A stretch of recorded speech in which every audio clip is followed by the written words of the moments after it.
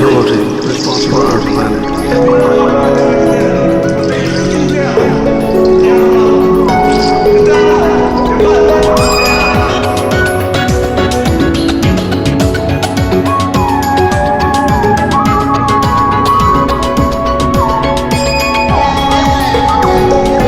And today we need to start. We need to respect the creation that uses the planet and its environment of our planet, of our planet, of our planet.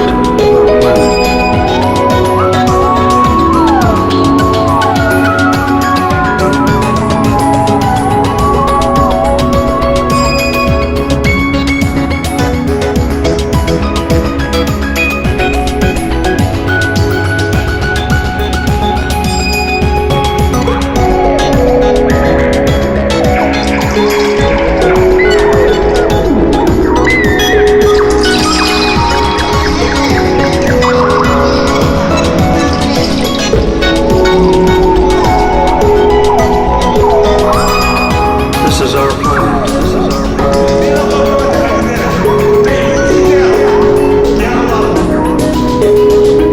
We need to respect